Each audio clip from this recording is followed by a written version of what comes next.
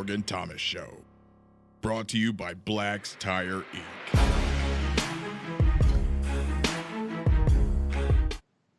What's up, everyone? It's the Morgan Thomas Show. I'm your host and producer, Morgan Thomas, and we're so excited to have you back in watching the show over on Facebook or YouTube, wherever you're watching or listening, or maybe if you're checking out the show afterwards on our podcast. We really appreciate it. Thank you so much for the love and support. Hey, if this is your first time here, I'm your host and producer, Morgan Thomas. Alongside me over there is Big Al, Alan Adams, my co-host and good friend.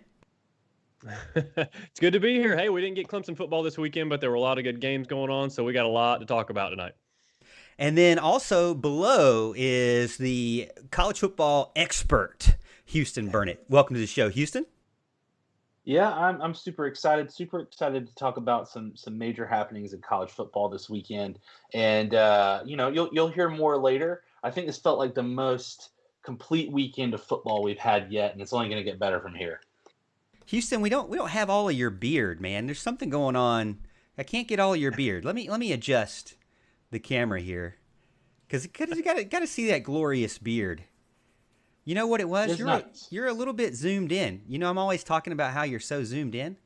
Let's do this. How about that? Look at that. Look at him now. Oh man, even better. All right. So thank you so much for joining in and watching wherever you may be. And we got a big jam-packed show tonight. We're going to talk about our reactions to week 4 of college football, some games that we got right, some games that we got wrong. I know you guys love our picks against the spread. Right now, Alan and I are head-to-head, tied, 15-12 apiece going into week number 5 now. Crazy to say, week number 5, really. I mean, most of the teams has not even started week number 1, or some of the teams, rather. But, and some of the teams like Clemson are not on week number 5. They're like week number 3, really. But it's crazy. So I'm going to talk about some of the games we got right, which was a lot of them. Guys, we did pretty good. Houston excluded, but we did pretty good. We're going to talk about some that I did good myself, which, I love bragging about how well I do versus you guys. So we'll talk about that. And then we'll talk, just to show everybody that we are unbiased. We will tell you the games that we unfortunately got wrong.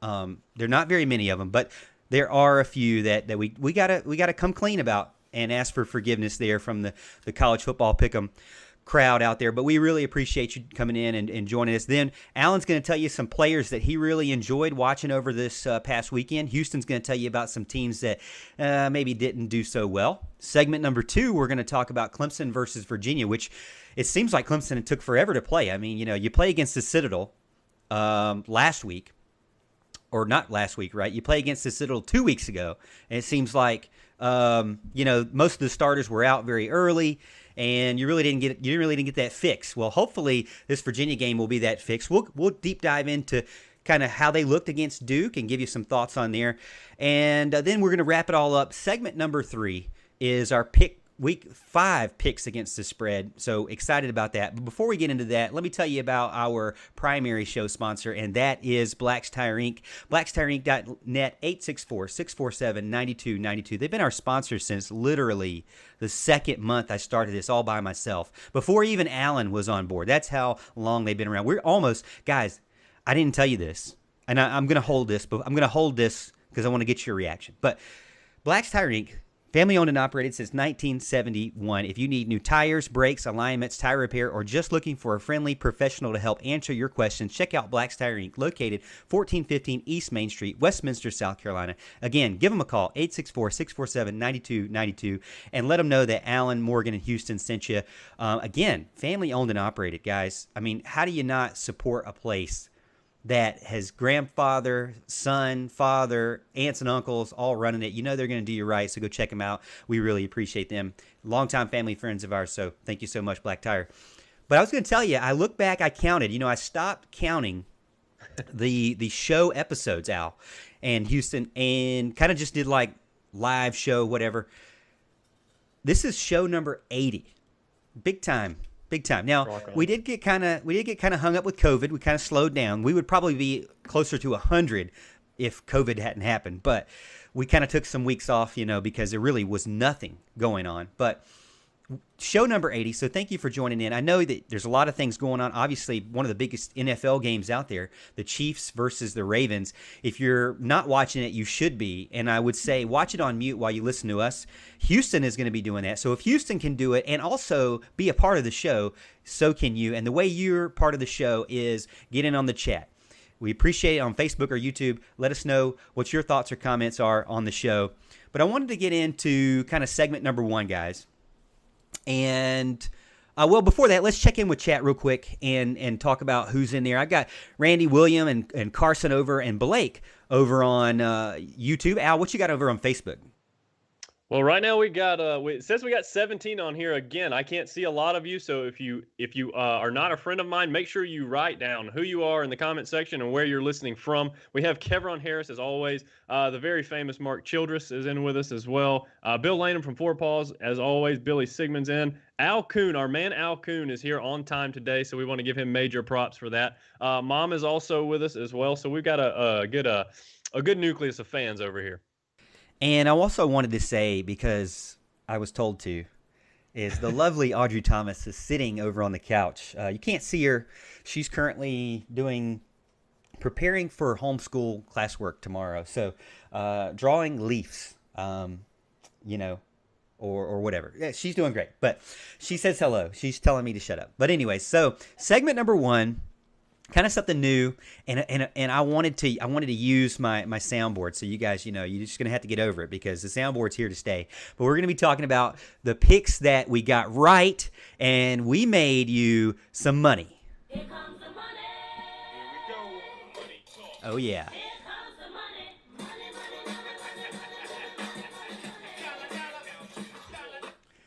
money. Some of those guys out there, some of you out there, maybe use our picks against the spread to make you some money. Maybe.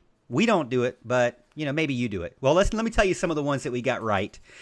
And the first one up is Syracuse over Georgia Tech. I didn't get that one right. So I'm going to go ahead and say that. But I say that we were successful as a collective because 2 out of 3 is not that bad. So good job, Al and Houston there, for picking Syracuse 37-20. You know what? I should have known that you can't go into the Carrier Dome and just expect to pick up a W, especially when you're a freshman quarterback. Should have known better. So give me a big 0 on that one. Another one that all 3 of us hit on that we actually said was the steal of the week was Miami over Florida State, and boy, was it over Florida State. 52-10, big time. Hey, guess what? Vegas gave us 11 points on that one. Thank you, Vegas. We'll take that one to the bank. Another one that I mentioned was a possible steal, but Houston didn't believe me. Houston didn't believe me on this one. Virginia Tech over North Carolina State. They actually covered with 23 players out in COVID. I don't even know how they won that game, but they ended up beating NC State and winning 45-24 there. So Allen, that's precisely why I picked NC State. I will never do that again. Everyone out there, I will never pick NC State. You're dead to me, NC State. I will never pick you again. Unless they're playing Wake Forest, because I was the only one to pick Wake Forest or them against Wake Forest, and I won that one. So another one that we all got right was one that, man, you just got to really love getting this one right, guys. Tennessee 31, South Carolina 27. Now some books had it at 4 points, which was a push at that point, but we did it and it was 3.5. I believe. So I'm giving us that one. That was all picked there. So good job there, all of us, and getting all in lock against South Carolina and winning that one, it feels good. Even though they had chances to win and they kind of screwed it up there. But another one that we all went in on, and Houston's going to talk a little bit more about this game, Mississippi State. Wow, what a welcome to the SEC for you, Mr. Mike Leach. 44-34, beating the defending national champions, first defending national champion to lose the first game of the season since 1995. I believe that was Michigan. And it's been a long, long time. And so we'll be talking about LSU a little bit more, kind of give you some jabs. I got another one here. I wanted to do another little noise here for you. Hopefully you heard that. It's a wolf. This is the lone wolf. And you guys know I like to be the lone wolf here every now and then. I was the only one to pick K-State to cover or to beat to beat with the points. And Oklahoma ended up losing that game by 38-35. So, you know what? Just go ahead and give me a pat on the back. If you picked that one because I picked that one, well, you're crazy as like I am. Another one that I was the only one to pick, I'm not trying to rub this in, but I am the lone wolf on this one. UVA 38, Duke 20. I picked UVA because, hey, we hadn't seen them. So I said, you know what? Blank slate. Let me get them. You guys took Duke, and UVA ended up winning that one. So good job there. Morgan, pat myself on the back. And let's talk about ones that, you know what? We didn't really win. And this one is Pitt over Louisville. Ooh, 23-20. We all thought Louisville. Really, if you look, could have been a push, but we don't want to give it a push. It was actually 2.5 points when we picked it. It went up to 3, so it would have been a push. We wouldn't have actually lost anything, but it's still, we're going to hold ourselves to that one. Another one that we didn't know anything about. Alan and I said this. This was our analysis. Texas State almost. They put it to Boston College. You got to watch out for those teams out there.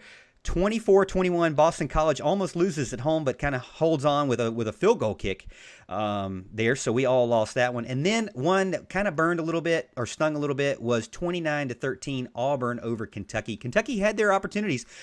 Houston texted me plenty of times about Kentucky having opportunities, but they couldn't do it. And then I believe Cincinnati and Cincinnati Army was a push there too at 14 points. So, some that we win, some that we lose. So we're all fair here. But you know what? Overall, we got a winning record. Me and Al got a winning record, 55%. So good job there for you guys. Let us know in the comments if you ended up picking on any games in there, and what you thought, or if you thought we were crazy, or if you went in with us on some of those lone wolf picks there.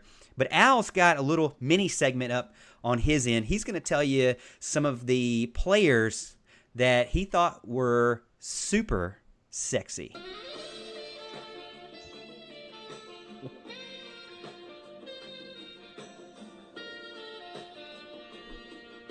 See, I told you guys you should have never gave me this soundboard. Uh-oh. You've already got Al Kuhn in here telling you the soundboard's got to go. All right, come on, Al. Come on, man. Okay, so yeah. So we originally titled this Big Al's Breakout Performances, okay? Some of the players that I thought had some good performances over the weekend. And there were a lot to choose from, to be honest with you. So basically what happens here is I've got my top 5 performances. They're in no particular order right now. I decided not to do them in order. Just there's so many factors to factor in here. I could maybe go back and change that. We'll look at that later. But number 1, I have Kyle Trask. I mean, goodness gracious.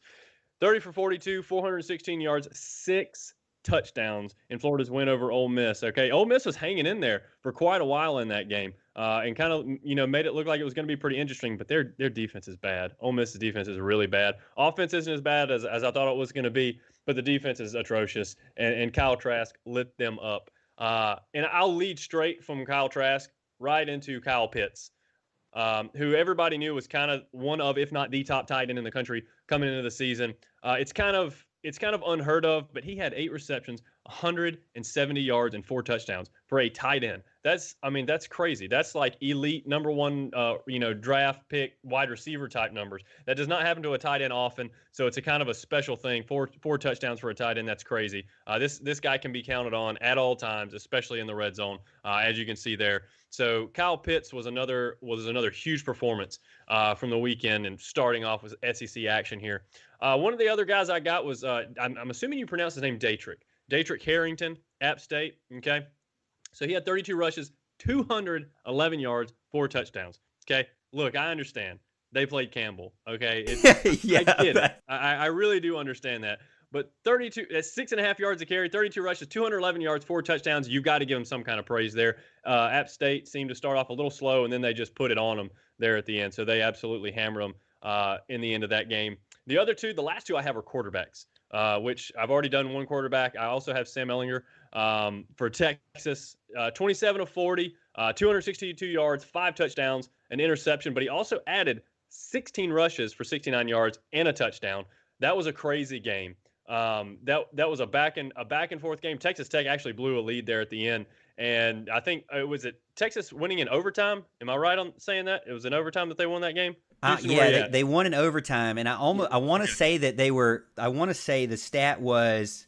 I wrote it down somewhere.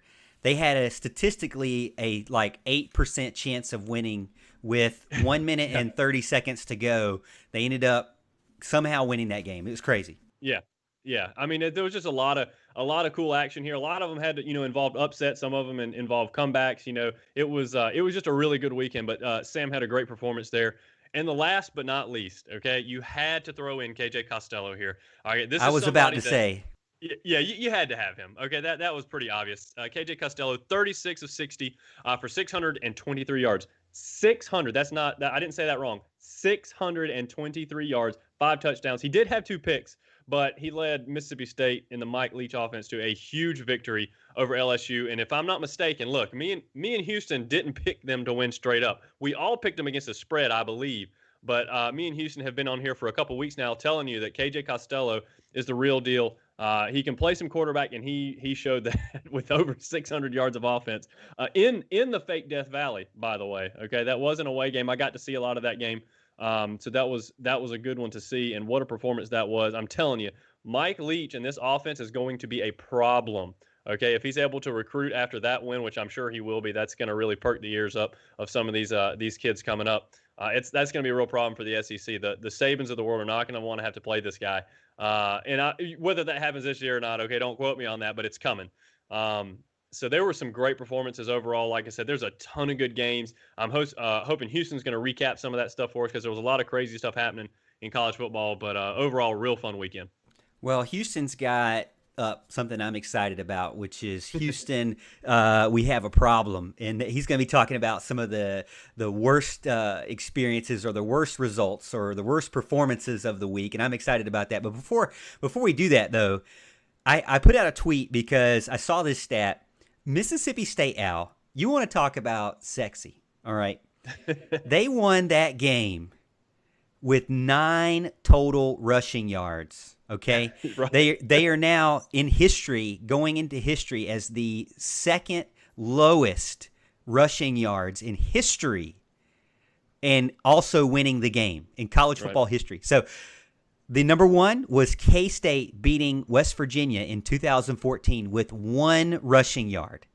They beat him. All right. Now, I asked Tim Beret over on Twitter. I said, Tim Beret's got to know some really cool stat about Clemson. I said, when's the last time Clemson has won a game and had barely any rushing yards? I would say, based on my experience as a Clemson fan, and the fact that before Dabo Swinney, Clemson actually just rushed the ball all the time. So I would be very surprised if there was a game that was under 50 rushing yards and still won the game. But he put, last time Clemson won a game less than 50 rushing yards was 2010, NC State.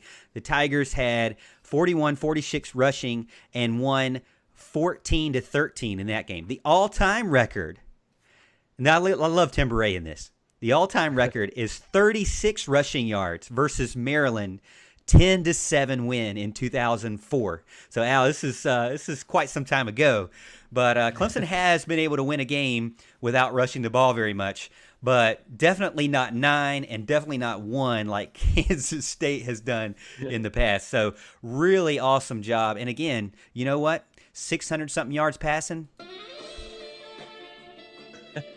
That coming in. Who said the air raid couldn't work in the SEC? Who said the air raid couldn't work in the SEC? Well, guess what? It worked, and it dominated, and it ended up taking down the defending national champions in the first game of the season. But let's go over to Houston. Now, he's going to talk about the Houston We Have a Problem picks. If I can get the Houston We Have a Problem button going. Houston, we have a problem. You're killing me already. Oh, man, killing me. I've never heard that before, by the way. For anyone out there and our fans, please, I enjoy it when you say that to me in public. So I'll start off. I've got 5 losers. Really, it's more than that. But my first group is a trio of ACC teams that just are dead to me. Georgia Tech, NC State, and the boys in Louisville, Kentucky. They all did terrible. Georgia Tech was able to outgain Syracuse by almost 100 yards, had 5 turnovers, and lost by 17 on the road to a listless Syracuse team. Yikes. Follow that up. You have NC State, who, look, I don't like NC State. I think Dave Doran looks like Toby from The Office. I don't think they were going to do anything.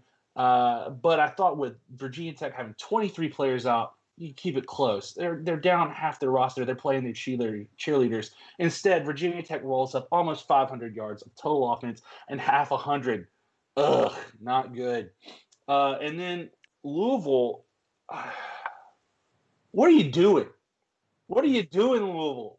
We were drinking the Satterfield Kool-Aid down here, and 2 just lifeless performances. One on defense and one on offense. On offense, you couldn't even get 300 yards of total offense with an offense that was believed to have 2 really good running backs and a good quarterback. Nothing. Mikael Cunningham looked pedestrian at best. So that's my number 5, the group of the ACC trio. Number 4, I have to put Oklahoma on there. What are you doing in the second half, Sooners? You're rolling. I was about to change the channel. You're up 35-14, and then you let K-State, a team who lost to Arkansas State at home, come back on you in your house and just make Spencer Rattler look like, well, a quarterback who's never started prior before. We saw the beginning and the end of the Spencer Rattler for Heisman campaign happen in Norman on Saturday, and I, for one, like that. Number 3, I got to say this one. The South Carolina Gamecocks. I'm sorry, boys. Come on. 89 yards rushing. Ugh. I mean, you couldn't run the ball. Colin Hill threw for 290, which he didn't look bad. Colin Hill had a decent game. Shi Smith had a lot of catches. Offensively, you looked okay. Defensively, you couldn't make stops. You played to lose that game when you had a 3rd and 11 on their side of the field, and instead you kicked the field goal. And Cam Smith, buddy, you got to have some sense of awareness, man. Now Tennessee's got the ball, got the win. South Carolina lost it, man. Come on. Number 2, how far has the Florida State Seminoles fallen off the map? I mean, it's brutal. It's brutal to watch how bad it's gotten down there. And this is not going to take a year or 2 for Mike Norvell to fix this. It is a culture problem. It's a problem with everything. They got waxed the other night. The brakes beat off them. Whatever hyperbole you want to use for just getting massacred. That's what happened on Saturday night. And the problem is, I don't know how good Miami is. Miami has played 2 teams that have looked pedestrian since then, and I don't know. I don't know how to grade Miami. Miami's good. I'm not saying Miami's not bad or not good or anything like that. I just don't know where they're really at because of the competition they played thus far. And then my number 1, and I'm going to enjoy this one. I'm just going to tell you, everybody, on this one. My number 1 loser of the week is unanimously the LSU Tigers. And LSU fans who came at me, chirped me after the national title game, I just want you to listen. I told you after your national title that you'd be a one-hit wonder. I told you that this year you'd be lucky to make it to the Music City Bowl, and guess who is right? Ding, ding, ding, me. I was right. I watched KJ Costello roll into your house, throw for 6, 23, and 5 touchdowns, and walk out of there like the front runner for Heisman. Now, I don't like that whole talk. I'm not down with the front runner for Heisman talk, but goodness gracious, you made Ed Orgeron look like Gene Chizik, which that could be the case in the next 2 years. We'll wait and see. But number 1 loser, LSU. Have fun this year, LSU fans. It's going to be great. What is worse than trying to understand Ed Orgeron like this? Like, I'm trying to tell you, go dog. It's all my fault. It's all my fault. That is, I mean, if you even understood that, hats off to you. You must be an LSU fan, because that's what it sounded like in his press conference. No, I'm just kidding. I think he did have his mask off, but he did say it was his problem. It was his responsibility. He takes all the blame, which, is what all coaches say when they go take. If we're going to celebrate the win, you're going to celebrate the loss. But, hey, I don't beat them up too bad in the sense that we knew they were losing everybody. They had a ton of people opt out. Not only that, they had a ton of people go to the NFL, and they also had a ton of coaches jump ship as well. So we knew that. I'm surprised. I didn't hear, and maybe I missed this, Al, but did you hear Georgia at all? Because as far as I wrote down, they were not doing so well against Arkansas, who has not won an SEC game in 7 years. So a little bit concerned with Georgia. Now, I know Georgia is coming up. They're going to be playing. They're going to get JT Daniels back, but, I mean, who knows? They still don't know what's going on with them. But Georgia, to me, was on the list as well as Texas A&M as well. You're trying to convince me that you're a top 10 team. You know what? I don't believe it. I don't believe it there. So, good job, guys. Good job, guys. Let's get over to segment number 2. Before we get into segment number 2, I want to tell you about. Actually, we don't have our call-in hotline going right now because these shows during the season just go so long that we wouldn't want to keep you on too long. We know you got to work tomorrow, but Charleston Sports Pub of Clemson is a sponsor of ours going into season number 2 as well, so we really appreciate Perry and the gang over there. As you can see, Clemson legends go and hang out at the Charleston Sports Pub, and you should too as well. Check out Charleston Sports Pub of Clemson in downtown Clemson, also in downtown Greenville. And if you're over in Charleston, guess what? They're in Charleston because that's where they started. That's where they got the name from. So go check them out there as well. We really appreciate it. And then our segment number 2 sponsor, let's just go right to them, is we don't just dress for success, we TS for success. That's Tiger Sports, tigersports.com. We always wear our Tiger Sports gear. Al, we got to go talk to Sean because we got to get some more cool, awesome Tiger gear to head into what looks like could be, I don't want to count my eggs before they hatch, but could be 2 undefeated teams playing. Not this weekend, but coming up. It's pretty soon, October 10th. So excited about that one. But Al, I've got on my Clemson orange Columbia polo. What you got on tonight? Well, I'm actually wearing a new shirt from Tiger Sports Shop. It is a purple Nike Dry Fit. It's a very good fit. I saw it. It was kind of one of the. Did you go to the store without me? Did you go to the store? Did you go shopping without me?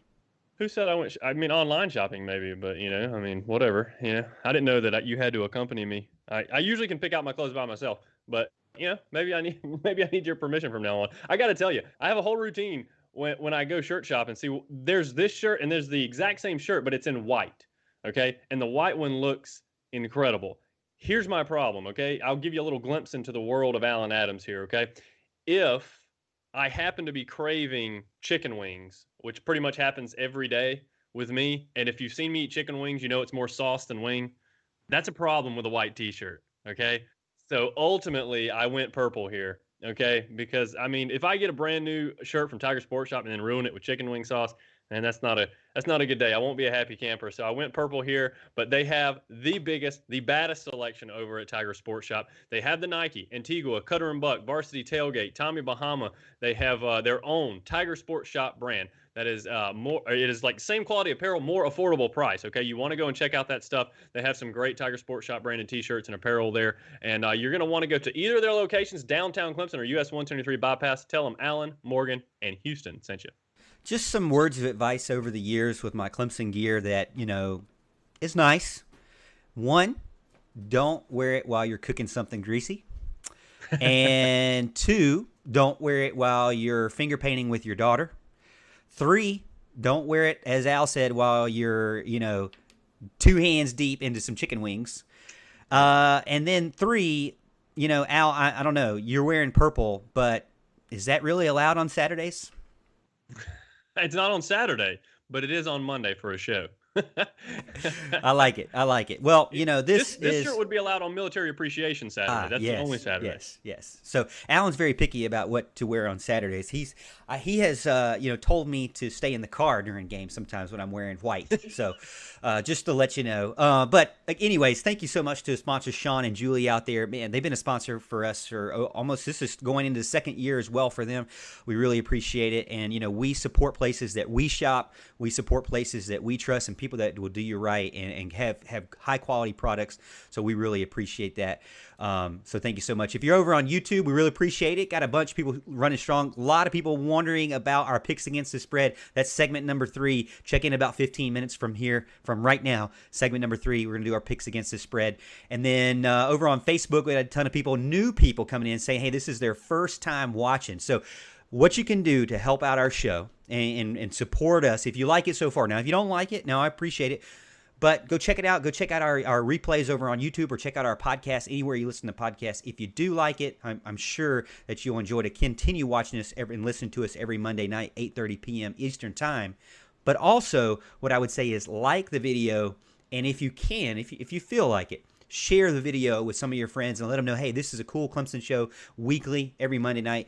We go in depth with Clemson. We go in depth with other college football teams. We go in depth with picks against the spread, and try to be a little bit different. We're not only all Clemson grads, 1, 2, 3 Clemson grads, which what show or media outlet do you know does that? Because I've met these media outlets. There's not a lot of Clemson grads out there making money off Clemson fans. And, it's kind of shady there. But what I would say is we are all 3 Clemson grads. Not only that, it's veteran-owned, baby.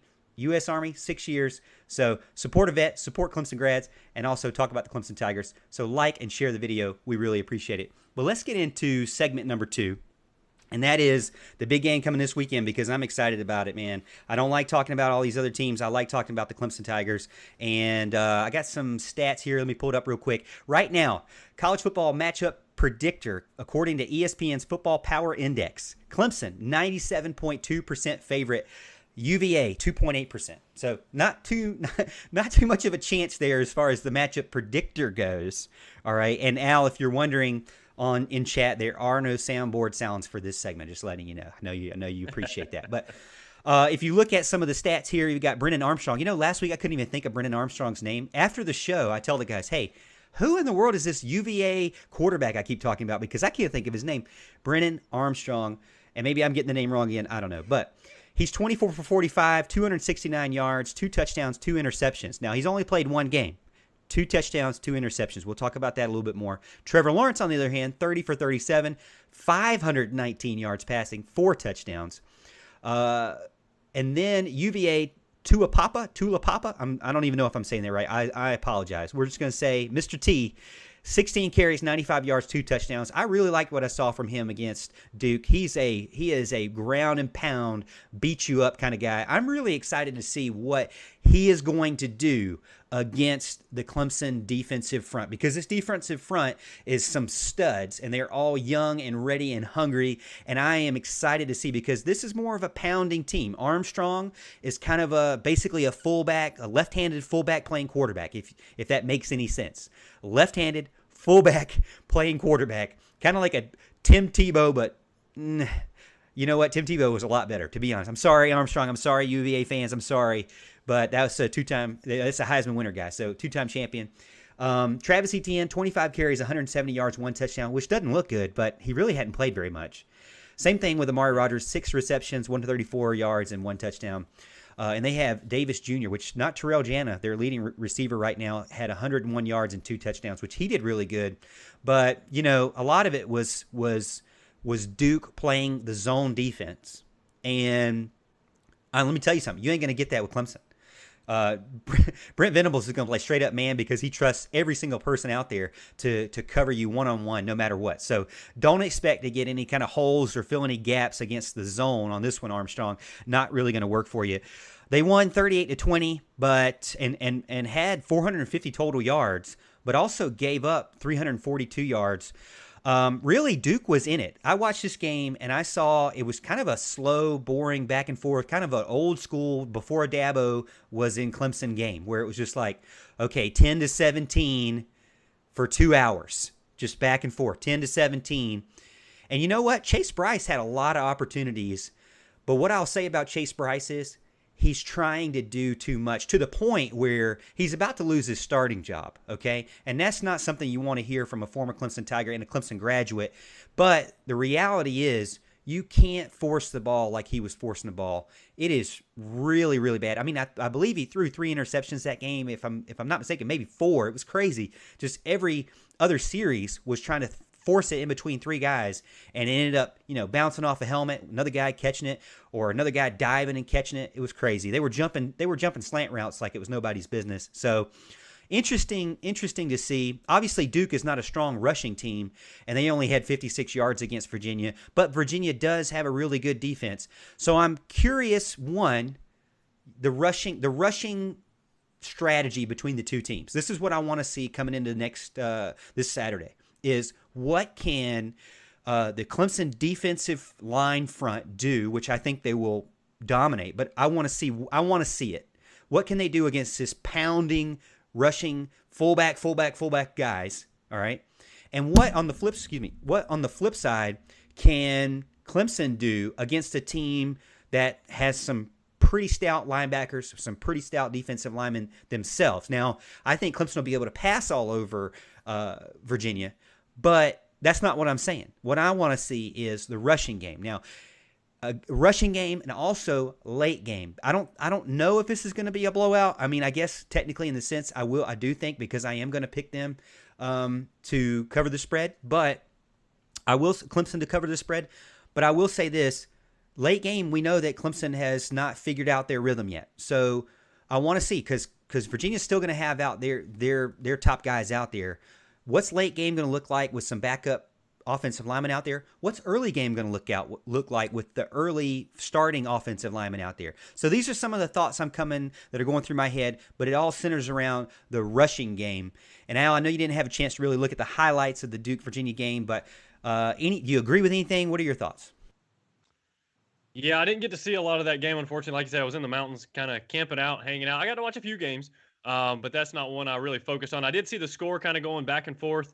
And I was disappointed to hear all the interceptions Chase Bryce threw, because poor Houston. We've been betting on Duke for a couple weeks and they've let us down, and it just hasn't worked out. So I can no longer bet on Duke. I didn't like it. I felt dirty doing it anyways. The only reason I did is because Chase Bryce was a quarterback, and Chase Bryce looked good for the first couple games. Let's be honest. It was just this recent game he did not look good, like you said, forcing throws and things like that. I'm looking for Clemson's defensive line to dominate this game, even without Tyler Davis. And I say without Tyler Davis. There's no announcement been made that Tyler Davis is not playing. Okay, so don't freak out, everybody. But he kind of tweaked a little something, and we remember that when he kind of went out of the game. And I think they're going to hold him. I just think they're going to hold him. They haven't said that officially yet, but I have just a hunch that they're going to kind of hold him for the Miami game. And we'll see how that goes. I mean, look, Jordan Williams, Niles Pinckney, they can fill in the defensive tackle spot opposite of Brian Brzee, and we know how that goes. So they're going to be just fine there, and our ends are going to hopefully get some good pressure. We know how Miles Murphy has been; he's just been a beast getting to the quarterback. I want to see a little more from KJ Henry, ready for him to kind of really take that next step. And he should get plenty of opportunities because they ought to be focusing on Murphy a good bit. I think Clemson is going to blitz a lot up the middle to try to stop that running game, stop that big quarterback. Okay, I think you're going to see Skowski a lot, Mike Jones come in, Balen Spector. You're going to see all those guys hitting those gaps and trying to blow those runs up. I kind of think you'll see a lot of that. So, and I'm looking as far as on offense, like you said, I think the passing game is going to be open. Travis Etienne I would imagine is going to break off some runs. Whether he breaks them off himself or whether it's due to the offensive line. I just think that's bound to happen, and it hasn't happened to the frequency that it did last year so far yet this season. I'm just waiting for that to happen any game, any handoff now. But again, hey, last week we proved we got somebody that seems like they can take the top off of defense. That's Frank Ladson. Okay, it's nice to see him step up. Be anxious to see if Ngata is back or if they hold him. I would imagine they're probably still going to kind of keep him on the sideline, maybe rest him up a little bit. I've been wanting him to throw a jump ball to Ngata the whole season. I've been talking about it for a couple weeks. I still want to see somebody go up, even if they're covered, and catch a ball over somebody. We haven't seen it yet from Clemson. I want to see it. I don't care who it is, but I want to see somebody do it. We've had that in Justin Ross. We've had it in T. Higgins. We've had it in Mike Williams in the past. We've had it with these receivers, and I want to see that just dominant alpha receiver be able to go up and take a ball from somebody. It was a nice security blanket to have when you're playing a good team. Nobody's open. You can just chuck it up and let them go make a play. And Clemson was doing that more often than not. That has not happened so far this year. So I'm going to look for all of those types of things to happen. Oh, and by the way, Amari Rodgers, no drops this week. I'm excited about it. I think that when you look at it, and I wanted to do a stat correction here before Houston takes over, 4 interceptions confirmed Chase Bryce 2 touchdowns, 4 interceptions, 34 QBR. Not looking good for sure. And as far as the defense on Virginia, Zane Zandier, 15 total tackles. I looked at the ACC stat leaders. Zane is like one of the tackle stat leader with just 1 game into it. That's how all over the field he was. And he was followed by Nick Jackson, who had 12 himself. So they definitely got some guys out there that love to run all over the field and love to get in on every single play possible. You know, so just keep that in mind. They do have some defensive guys that aren't afraid to hit you. So, you know, that's out there. What do you got?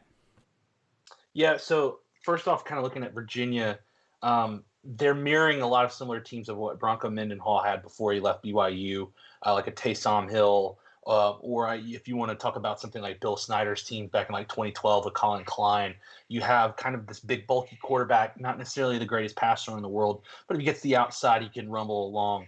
And you got Wayne Telapapa, who's a great inside runner. But I feel like this game is going to boil down to a lot of what we saw last year. You know, Virginia might have a good first quarter, but they're going to tire out real quickly. I don't think they have anything on the lines of scrimmage to what Clemson has. I think by the time we get to the second quarter, Clemson's going to be able to expose their defensive lines. And Zane Zandier is going to be all over their field still, but he's going to be having to cover for a lot of issues that they have on defense. You know, I think for Virginia, having only played 1 game, and that being against a struggling Duke team, that competition step up to Clemson is going to be a lot for them to take in.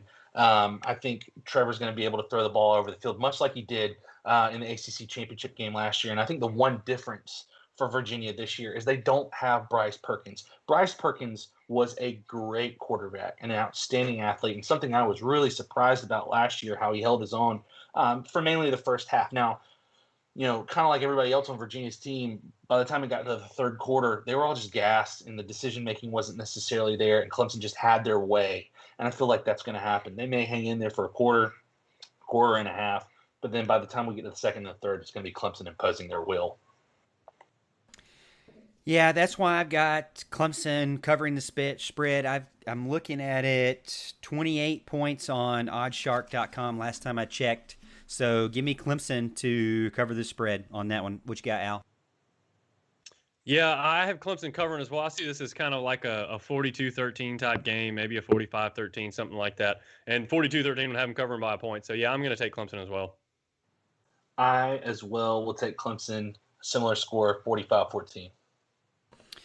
All right, so that's our first pick of the night. You know, we start out with Clemson, and then we kind of go down the list. We do all ACC teams, and then we were doing all top 25 games, but with the way the new schedule is, there's top 25 games literally every single week. Nobody takes a week off, it seems like, and, you know, we didn't want to just speed through 30-something picks. It's crazy, but so now we're going to do top 10 games of the week. Alan got a chance to pick those games this week. So if there are any that we didn't, you know, go through that you wanted, you know, blame Alan. And then we definitely will have the ACC ones there for sure. But let's check in with the chat real quick. Al, what you got over on Facebook while I look at YouTube? So right now we got 16 watching with us on Facebook, and Billy, our friend Billy Sigmund got in and said Tyler Davis is going to play. It's been announced. He said he read an article right before our show. Said he was clear and available to play. So I don't know if that means for sure that he is actually going to play, if they're going to test that or not, but he is available. So if so, then RIP to Virginia and their offense. And I've got chat on YouTube asking, one, where are we at with our subscriber count? So we're at 925. So 75 subs away from being at 1,000.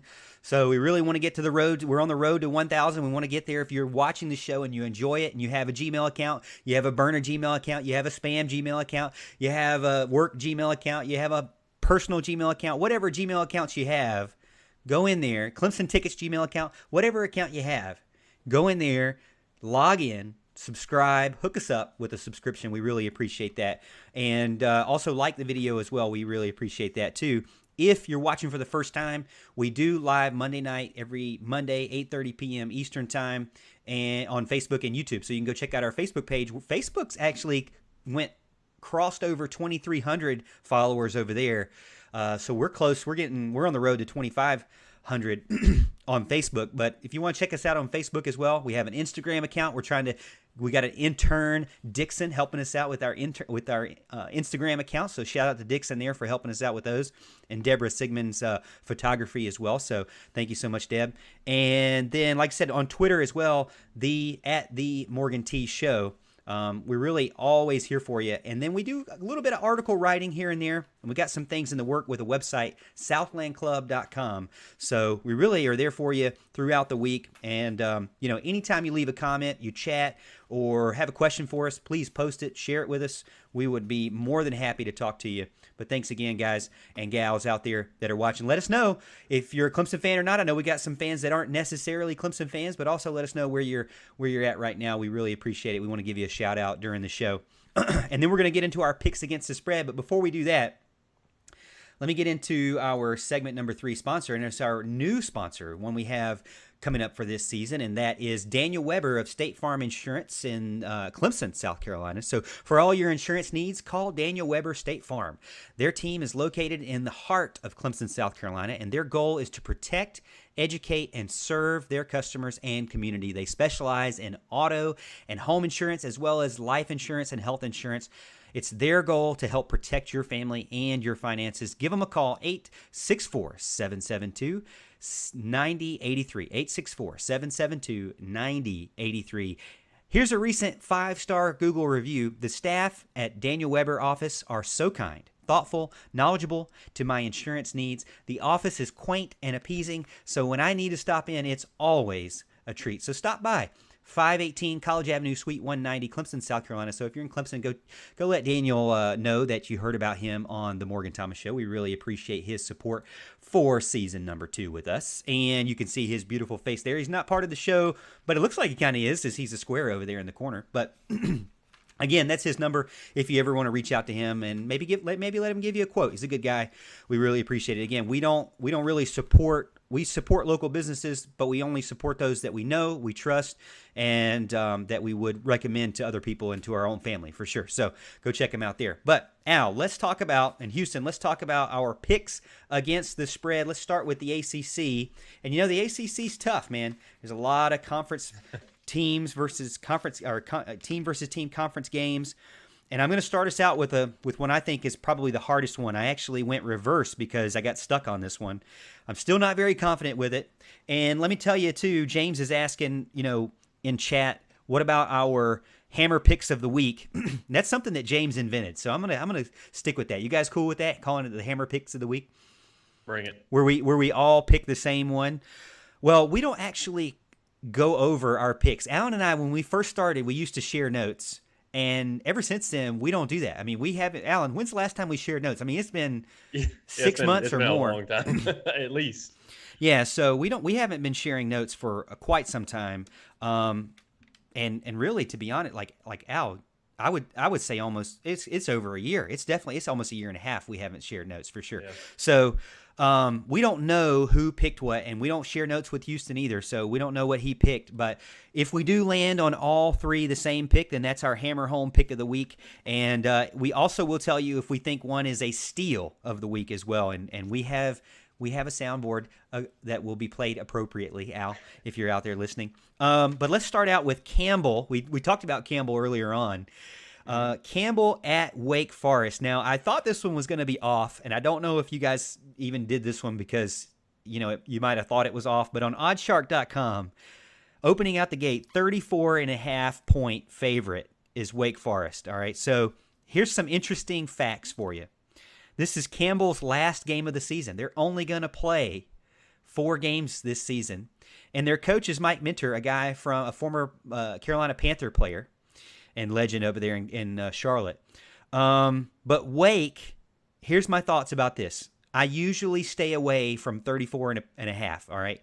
If this is my own money, I'm not doing 34.5 at all. I'm just going to, move on. But Wake is starting to look a lot better with Kenneth Walker. They're starting to use him more.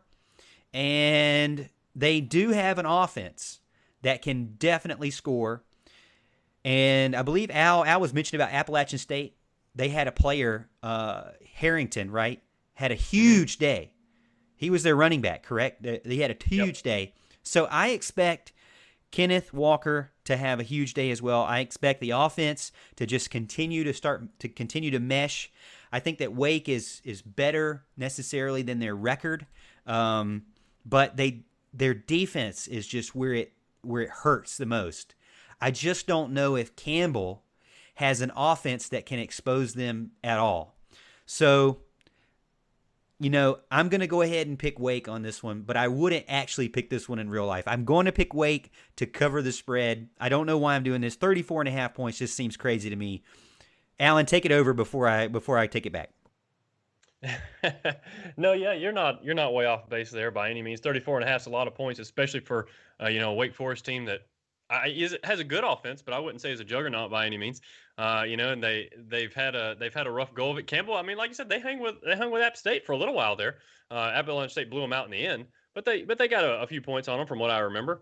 So 34.5, I mean, that's a lot of points. This is their last game. They want to go out with a bang, and I think just for the heck of it, I'm going to go with the Campbell Camels. I have a extended family member who is a member at Campbell. He's supposed to be getting me a T-shirt, by the way. So if you're listening, by the way, I want my T-shirt here very soon. I'm going to pick Campbell in this one plus the 34.5. You got to think, if it's the last game of the season, they're going to go out strong. I mean, they're going to go out fighting like a camel. Yeah, and I'll say this. Campbell's not a bad team. Mike Minter's a good coach, and he took a team that was just dead on arrival when he got there, and he's turned it around to be a halfway decent winning program in the Big South. I don't know if they're taking part in the spring season for the FCS, but they've actually looked decent. They took Georgia Southern to the wire. They played well with App State. I'm actually with Alan on this one. Wake Forest is good enough. I think they're going to beat Campbell by a lot, but I could see Campbell getting a garbage time touchdown to keep it under that 34.5. Are we cool with not counting this one against me if I lose? Of course, it counts against you. All right. Well, like I said, I'll take that loss if it has to be that way. I mean, if Campbell goes out with a win and keeps it within 34, you know what? Good for them. And I mean a win against the spread. I'm not saying they're going to actually win the game, but all right, let's go to the next one. I've got NC State at Pitt. This one is love-hate. This one I know is going to hurt Houston as well because I could really pick either one because it's only 14 points. Number 24 Pitt right now. NC State is a rushing team. They've got 409 rushing yards in just 2 games, and Zonovan. What am I saying? Zonovan Knight is their leading rusher, their star running back, and I like him. Alan and I, big praise preseason with him, and he's been doing well. But Pittsburgh is allowing the fewest yards per game in the ACC at 177 yards.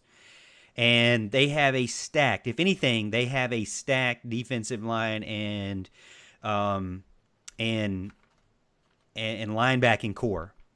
Now, I would lean on Pitt when I'm saying that because minus 14, I think that's where I start to get a little bit nervous because I know that Louisville is a team that you should be able to score on and beat by more than 3 points. And so that's where I get a little bit nervous is that can Pitt beat NC State by more than 2 touchdowns? I'm going to go ahead and go with the Wolfpack on this one. I know that you guys probably going to be against me on this one because Pitt is definitely the one that looks the prettiest, at least from when I'm trying to convince myself otherwise. But to me, I think NC State can wear them down and continue to run the ball and continue to do well in that sense. I think that Pitt does not have an explosive enough offense to beat somebody by 17 or 21 or anything like that. So I'm going to say that NC State keeps it within 14 but probably loses. Yeah, you're right. Pittsburgh, I wouldn't say has a super explosive offense unless, of course, they're playing the likes of Austin Peay. And again, we've been over this before. Only an idiot would have picked Austin Peay against that, But it is what it is. Why do you bring that up? I'm sorry. I mentioned that before, maybe. But, Pittsburgh's looked pretty good so far. I got to give them credit. Mark Childress was on the show. He commented last week, I believe it was, saying, don't sleep on Pitt. We all slept on them. We all got burned. NC State, put up a lot of yards against Wake in that first game, and they looked good. Not so much this past week. And I'm going with Pitt in this. I'm going to go Pitt minus 14. I think I'm taking them, the home team. I think they're going to be able to beat them by 20. Yeah, NC State's dead to me. They're dead to me forever. I'm taking Pitt. And look, I've made a mistake on Pitt. 2 weeks ago, I would have taken NC State. I made that mistake one too many times. I'm not getting burned by Pitt again. Hey, you know what? If anybody feels for you, Alan can tell you that I have been this way about Michigan for 17 years, my friend. They are dead to me. I will not pick Michigan because of some of the wrongs that they have done to me in the spread. And really, like Al always says, just the fact that we're just winning against the spread and we won against the spread last year is kind of a feat in itself because Vegas always wins. So sooner or later, we're going to have a losing record just because, knock on wood, Vegas always wins. So you guys are against me again. This is 2 lone wolf picks out the gate, kind of scaring me here. All right, next one is the Tar Heels minus 13.5 at Boston College. Now, UNC, here's the thing. I'm going to convince you Boston College is going to do well because UNC hasn't played in 3 weeks. When this game comes up, it's going to be 3 weeks since their last game. Okay, so that's one thing I'm thinking going to be rusty, right? Now, odds-on favorite or the public favorite has 60% going to UNC. Syracuse, okay, was the team that I was like never picking them. Should have picked them last week. Apparently beating Syracuse not that bad, right? So you beat Syracuse, they're not the worst team in the ACC. Georgia Tech seems like they're going backwards, and then Florida State's obviously the worst team in the ACC. So can't say Syracuse is the worst team like I claimed in the preseason, but I still think that UNC has weapons. They got to have just as many weapons as Texas State. Am I right? So I know it's at Boston College. I know they haven't played in 3 weeks, but I feel like that Boston College will struggle in the fourth quarter, whereas UNC will start to get better in the fourth quarter. So give me, this is 13.5, so they can win with 14, unlike the previous game we just talked about at 14. So give me UNC to cover the 13.5. Yeah, if UNC had struggled the entire game against Syracuse like they did in that first half, with their offense sputtered, we had heard, all offseason about how they were going to score 50 a game and that kind of thing. If they'd have done that the whole game, I'd be worried about it, but they found their rhythm in the third and fourth quarter. This really showed those weapons in their high-powered offense. And I think their defense played pretty well in that game. I get it at Syracuse, but I thought their defense played pretty well, so I'm going to go UNC minus a 13.5 as well. Yeah, I was going to agree with Alan. I think you're going to get almost a repeat performance of the Syracuse game. Maybe a slow start from the Tar Heels to get some rust off. Boston College maybe hangs in there, and then at the end they are able to find the rhythm and cover that 13.5 spread. I'm taking the Tar Heels. So I'm already looking ahead to the next game, and that's what you don't want to do if you're Clemson this weekend. Did we all pick the Tar Heels? We did. Where's the soundboard? Where is the soundboard? This is what happens when you look ahead. So, Clemson, if you're listening to me, do not look ahead to the Miami game because you're going to miss something like this. And that is a hammer home pick of the week there. UNC beating the 13.5 spread. Now, if it's 14, do you guys feel any different? No. No. Okay. All right. So just to let our fans know, if it goes up to 14, they don't feel any different. But so we all picked UNC on that in that case. So that's a hammer home pick. Next one up, this one is hilarious. Jacksonville State at Florida State. 26.5 favorite. Florida State. However, current public consensus is Jacksonville State keeps it within 26.5. 71% right now of the public is picking Jacksonville State. Wow, my, how far Florida State has fallen. Now, I did read up on some articles from the Florida State fan base. They are keeping James Blackman at starting quarterback going into this game. They have demoted Tamarian Terry to second string and taken him out of the slot position. They have also going to do a running back by committee, and so Jashawn Corbin is no longer the starting running back, but they will not take away Blackman. Believe me, Your guess is as good as mine. Why not? Now, Jacksonville State, all right, here's what bodes well. Florida State just got destroyed by Miami. Maybe they have had the sense knocked into them and they're going to actually do something in this game. It is a home game, by the way, but that hasn't really mattered to them in a couple of years.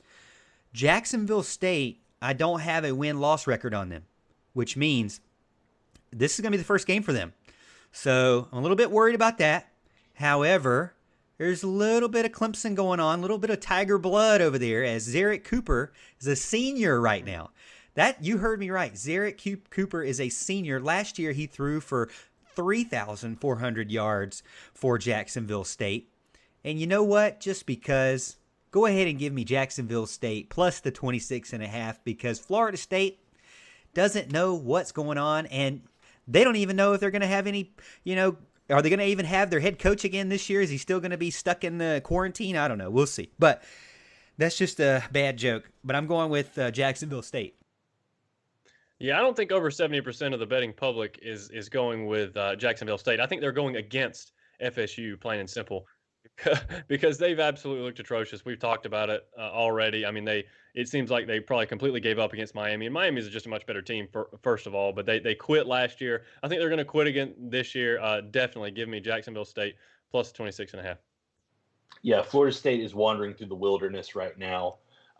They are struggling, and it would not surprise me at all if it gets to the fourth quarter and Florida State fans are scared to death of what's going to happen. I'm not kidding. This happened with Sanford a couple years ago. This is a showcase for Zarek Cooper. I don't know if they're taking part in the spring season, but if they're not, then this is a one-game showcase for Zarek Cooper to light up a bad Florida State defense. That does not bode well for them.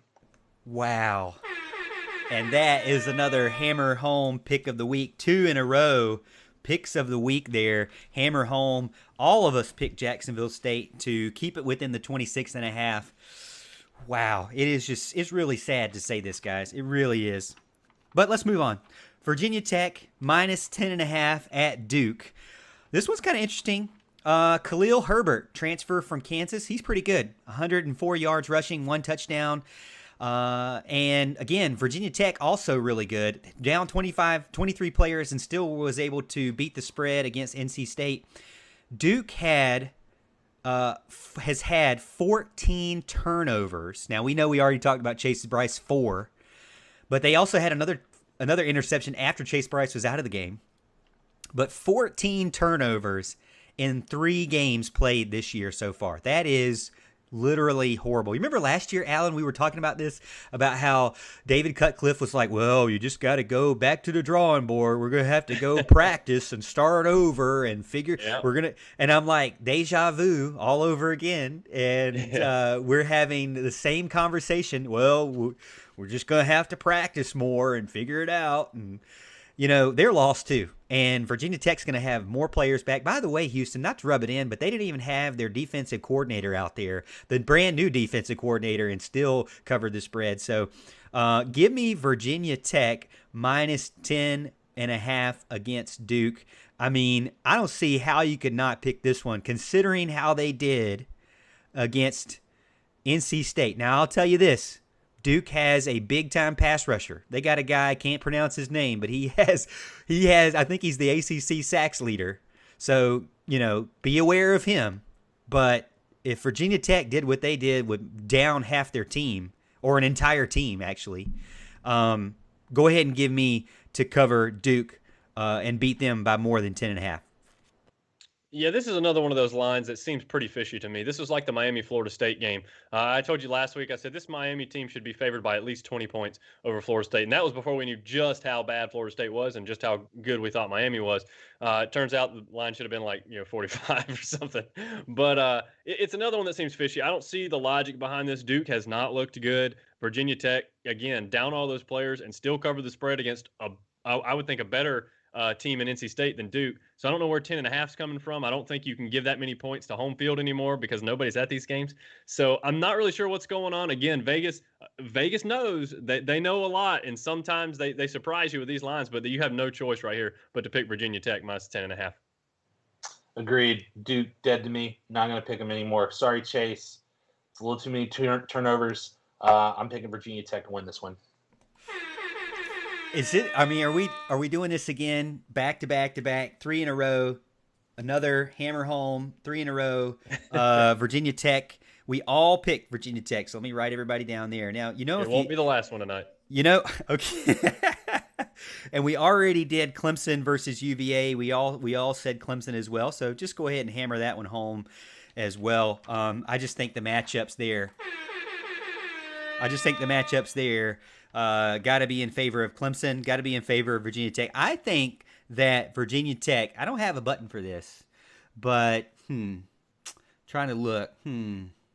Maybe we could do a Vikings horn.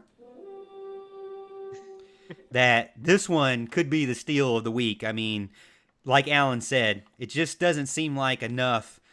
And Virginia Tech did so well last week. And Duke has really nothing but a passing game.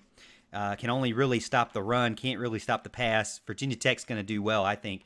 And Raheem Blackshear did good. Remember I told you he was initially ruled ineligible for the season, and then they got the waiver overturned, and now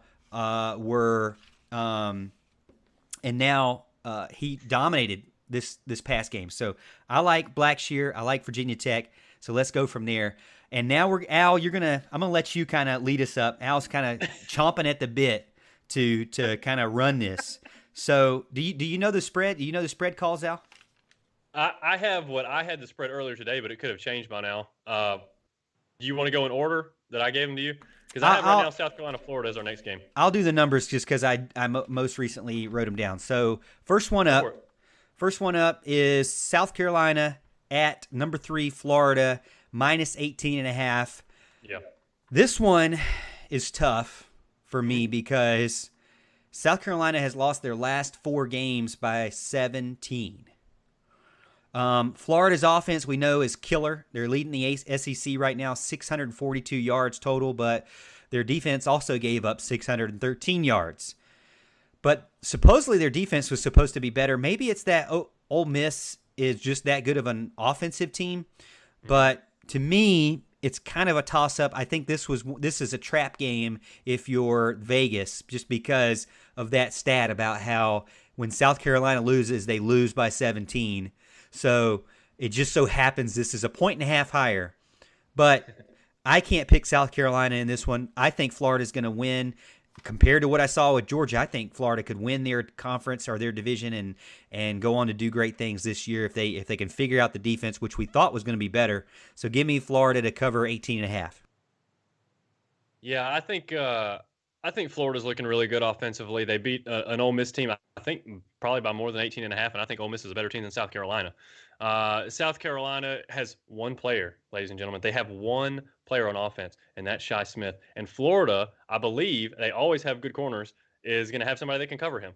Okay? So Elam, I believe is his name, Kyer Elam, maybe, is their top cornerback this year? I can't even remember. But they always have a corner. They always have a guy that goes in the first round, it seems like. Florida's going to be able to cover Shi Smith. They're going to take him away. South Carolina is going to have nothing to do offensively.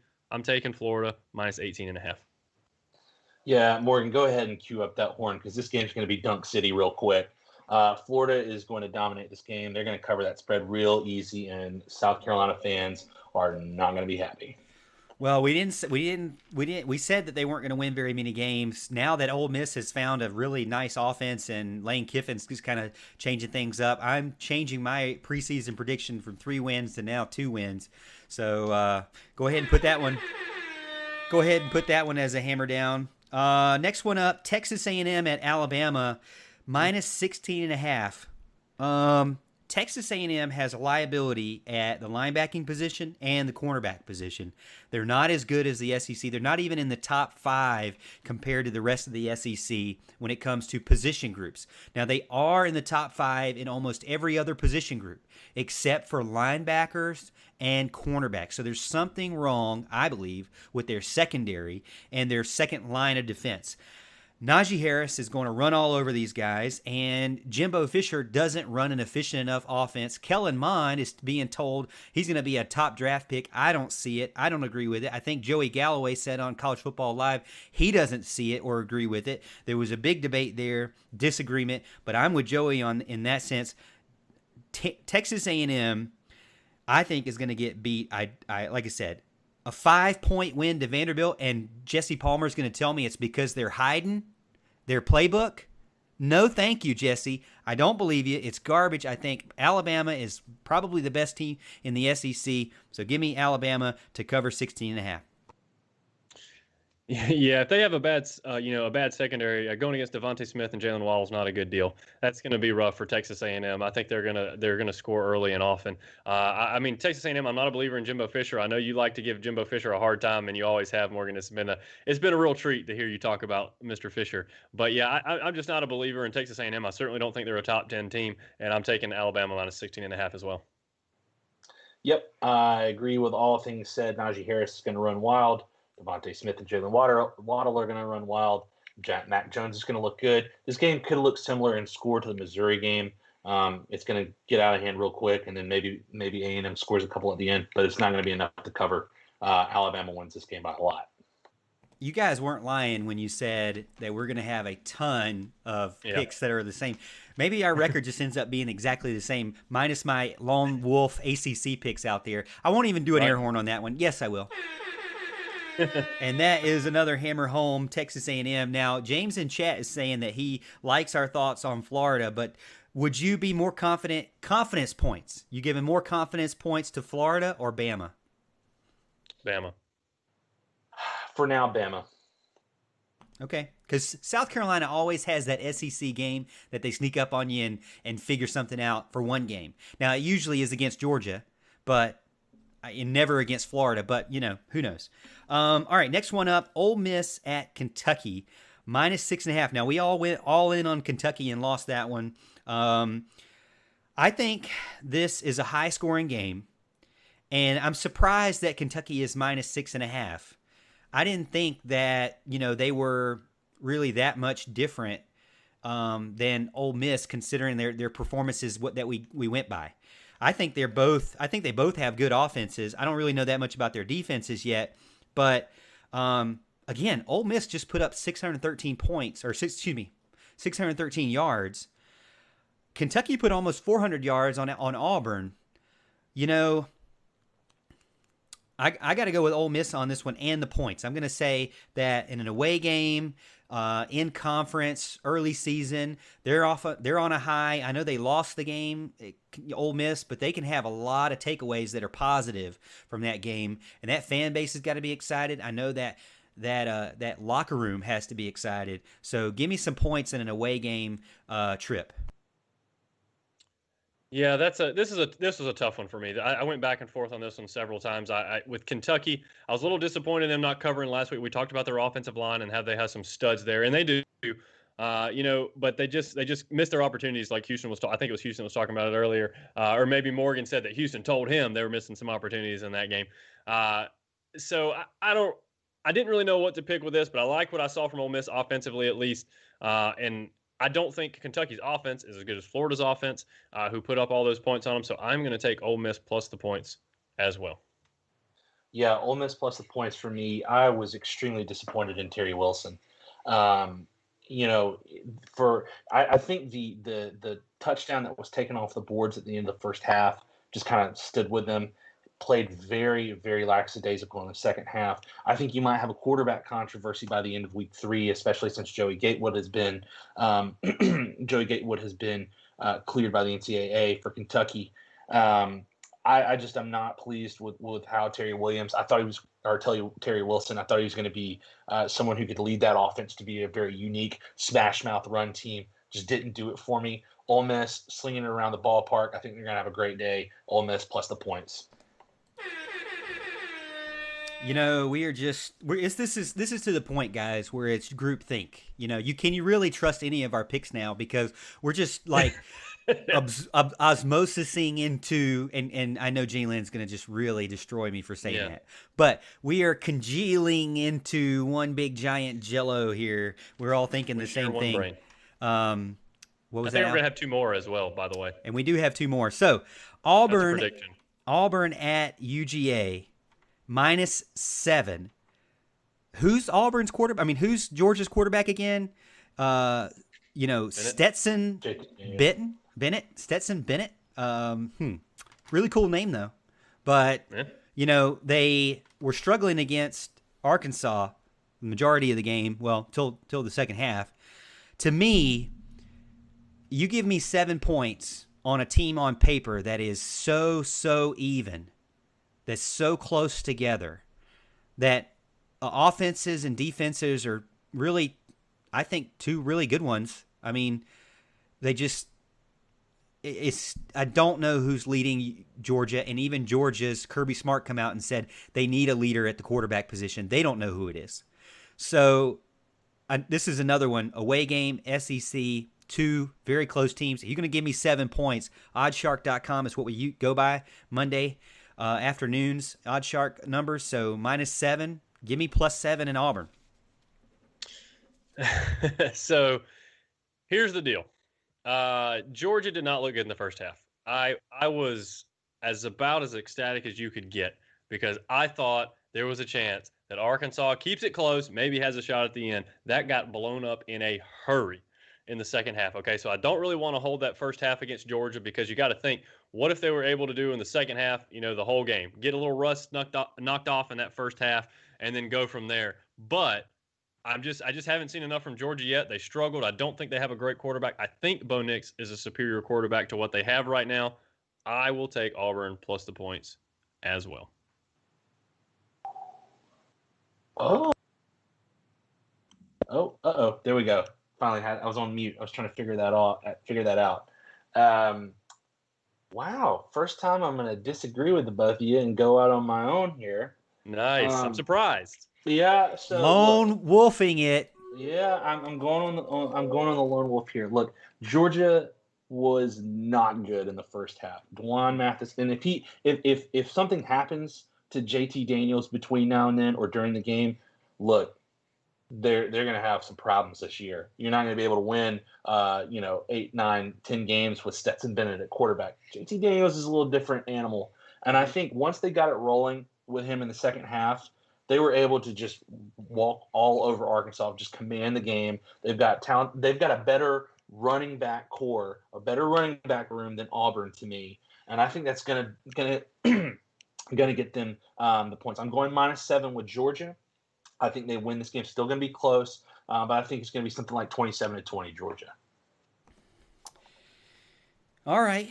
Lone wolfing it there. So you got to have one of those. I admire your courage to go against. Chat's also saying be careful with Georgia because JT Daniels is somebody that could be a game changer there. Could be a guy that shows up, but he just got cleared from his knee injury. You got to be careful with that. This is not Deshaun Watson, I don't think. I'm assuming this is not Deshaun Watson who can beat teams with a tore up knee. But so I'm still sticking with Auburn on that one. I think to Alan's point, if they would have come out in the first half and the second half and done what they did, I still would not have changed my opinion because that's what they should have done against a team like Arkansas. So if they would have blown Arkansas out, I would probably still be in the same position because Georgia should have done that to Arkansas. The second half should have been the first half. I would still be looking at this game and saying, okay, Georgia had a great game last week. Auburn ended up figuring it out as well later on in the game. I got to say, these are even teams. You go with the quarterback that you think's better. I do think Bo Nix is better. JT Daniels better. I'm still going to say that I think that a quarterback who has been playing and has had that in-game experience, and now this is his second year, I'm going to go with Auburn still. Final game of the week.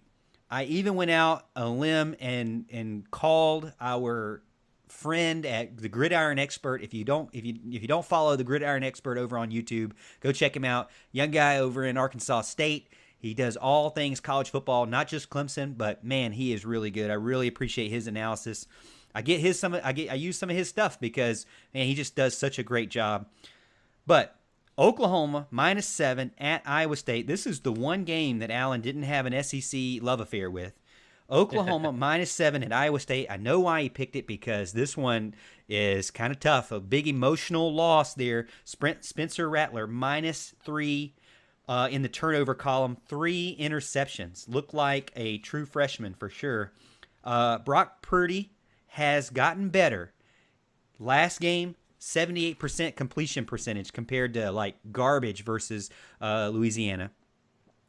Here's the thing, though. It's a night game, 7:30 at Iowa State. So you know Iowa State's going to be ready. Now, it is COVID, so those 50 fans there are also going to be ready, but it's not going to be the same. If this was a packed house, 7:30 at Iowa State after losing to K-State, I'm thinking I gotta go Iowa State here. But it's not. It's not a packed house. It is at night, but it's different. Oklahoma needs to fix this and right the ship to be able to continue their playoff hopes. This is on the line now, okay? This is not, we just stump our toe on one game. They already did that. And Skylar Thompson, I told you, if they went back to the running game, Oklahoma can be exposed in the running game, and that's exactly what they did. Thompson had 3 rushing touchdowns. But I don't see 3 interceptions again. I don't see a block punt in their own side of the field again.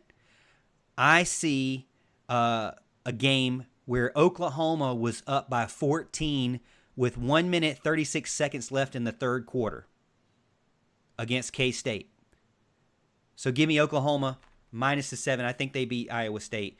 However, Gridiron Expert let me give you some of his expertise here.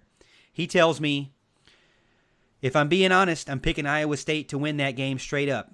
That may be a stickler since I picked them last year, but I think that defense is solid, and they're going to run havoc all over Rattler.